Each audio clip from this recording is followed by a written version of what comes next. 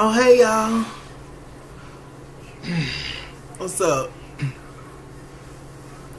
Let me come up a little bit.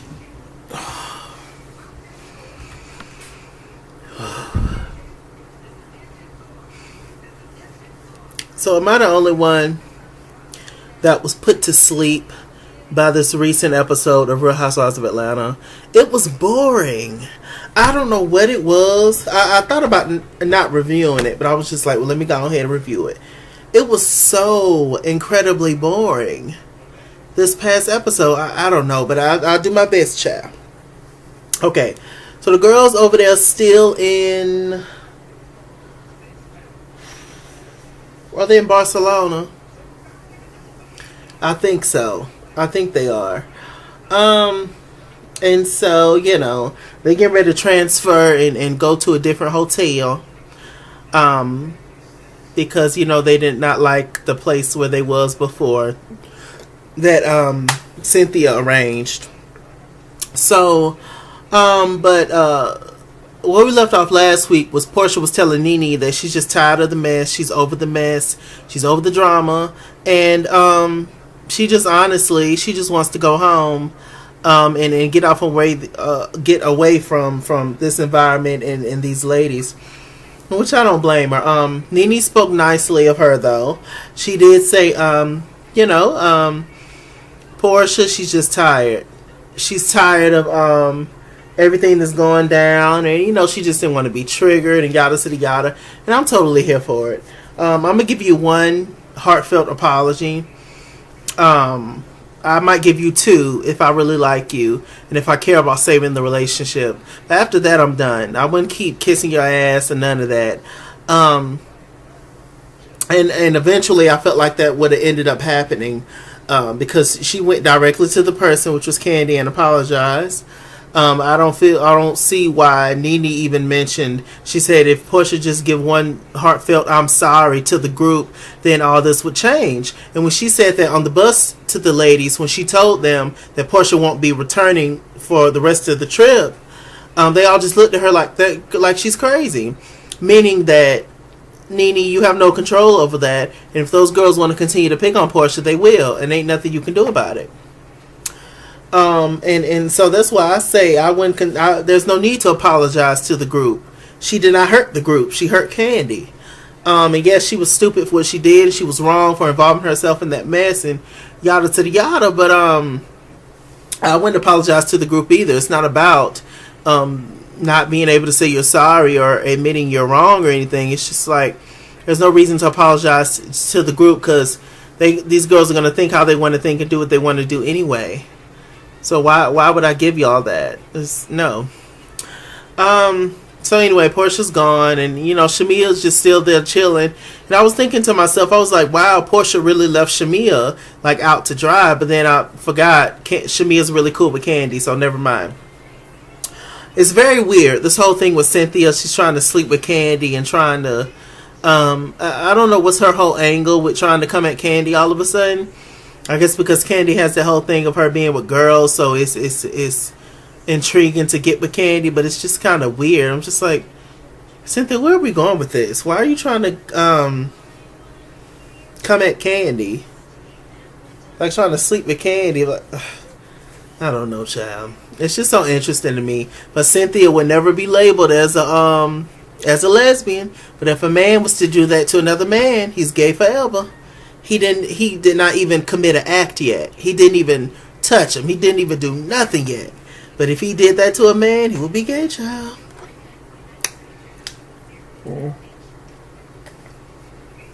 Whatever. Okay, so what else happened? The ladies went out. They ate old ham. It's like a delicacy there. They all, the whole 50 Cent list thing when Cynthia handed out the list of all the things for the ladies to do to get off the bucket list while they were there. Pretty much everybody just ate something they thought they would never eat before, which I feel like is kind of like a cop-out, kind of like a weak way to go about it, because that's what everybody picked. They all ate something they're not used to eating or something weird. So it's just like, do something else on the crew. And I'm just like, y'all will lick each other in the mouth. But one of the dares on Cynthia's bucket list that she handed out to the ladies was for one of them to smack a guy on the butt or whatever. And it was like, Katie, I'm not slapping no other man on the butt but my husband. And I'm just like, but you'll lick another heifer in the mouth. And you can wash your hands, child. What you gonna do about your mouth? I guess. So, what else is going on? Sheree, she got on the phone talking to Tyrone. That's so interesting with these shows with these men who's in jail, like with Mendices from Love and Hip Hop New York. How are they able to talk to them like on camera? And I don't know how they, whatever. I'm thinking too hard into it. It ain't my business, right? So Sheree ends up calling Tyrone. They talked about the whole Nene thing. Tyrone was just like, keep Nene out of my mouth. And they brought up a whole scene in which I forgot about it. Because it was Nene, Cynthia, and Marlo, and then it was Eva, Candy, Sheree, and Shamia, and they're all sitting down talking. And Sheree brought up the whole thing of how they know of Tyrone, how she met Tyrone, and how Nene met Tyrone before. Y'all remember the whole scene where Nene was like, I'm depositing Trump checks. They showed that, and apparently Tyrone was a party promoter or whatever. He booked Sheree and Kim. Nene felt like the money that they were being given for whatever event they were supposed to show up to wasn't enough.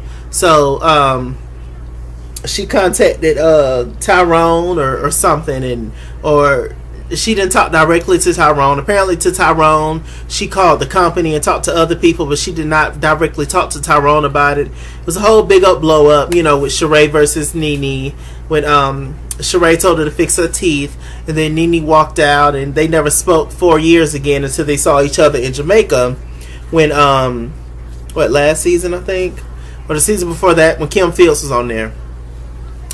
So I was just like, oh gosh, that is right. And so somehow or another, Nene, she gets upset about this whole thing with Tyrone, and she's just like, don't ever bring up Tyrone again to me. All I want to talk about is Greg. Don't say nothing to me. Don't do nothing to me. Yada to yada. Because Eva had brought it up to her later on in the episode. She kind of read Eva. And Eva did not come at Nene.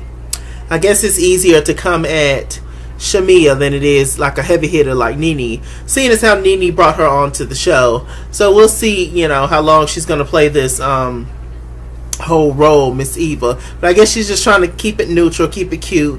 When you're on a show for the first season, you don't want to make any enemies just yet. So I mean, I get it. And plus, she's been knowing Nene a long time, so maybe she did not take offense to it. But I would have gave it to her a little bit. So what else? So who knows if Nene and Tyrone messed around. She did get a little defensive about it. Here's what I'm thinking. I'm thinking something happened way back in the day. Nene told Tyrone he was cute, and he said thank you.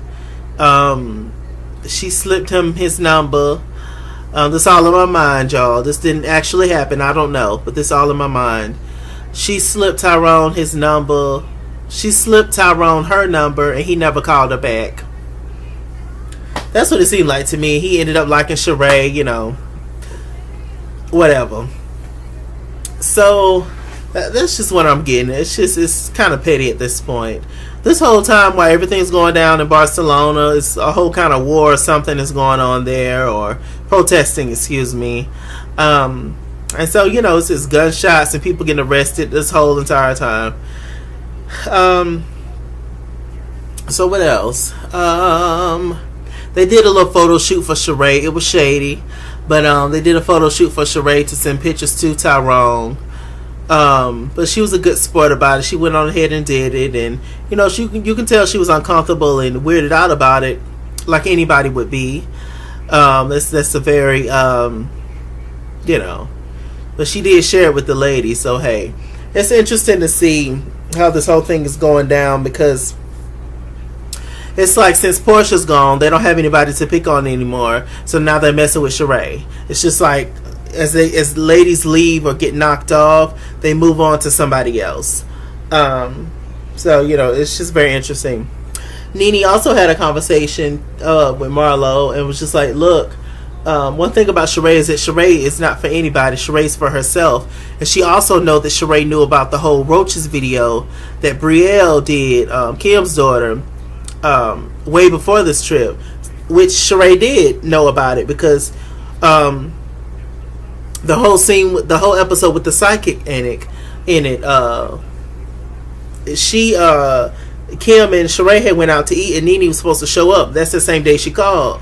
But Kim showed the video then of Brielle filming the cockroaches in her thing, in which, Sheree, she's the bone carrier, but she don't spill all the tea, all her tea, But I do believe what Nene says when she said that Sheree is all for herself. Absolutely.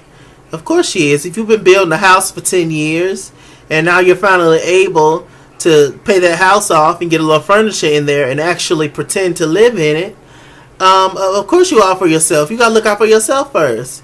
Child, it took you so long to get that money up. You don't want to lose that house. I get it. I do. So what else is going on?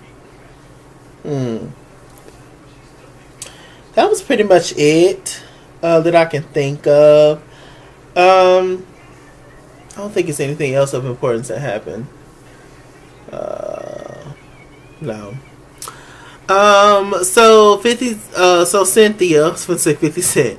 Cynthia, she decided to have this whole little come to Jesus moment meeting situation by the beach, where each of the ladies sat and talked about another lady, a part of the crew, and what they like about them, and something sweet and beautiful to do. Nene did Portia. She said that even though Portia's not here, she want her to know that we are all sisters and we all go through stuff, and you made a mistake, and I still wanted to honor her, and you're a good person. Y'all to y'all. It was a beautiful thing to see. And Candy did Sheree. She said that she admired her and all that kind of stuff. Also, Candy, early in the episode, she was like, I don't have to be vindictive, and now you're starting to feel bad, Candy, about everything, but you didn't have a problem with anybody reading Portia on your behalf, but now you have a problem once Portia left. Child, please. Get your grinning ass out of here. So anyway, she said how much of a strong woman and how strong Sheree's biceps are, and yada to the yada. Sheree did... Who did Sheree do? I think Sheree did Marlo. She said something about Marlo. Pocketbooks and fashions and whatever else. Did nobody do Cynthia?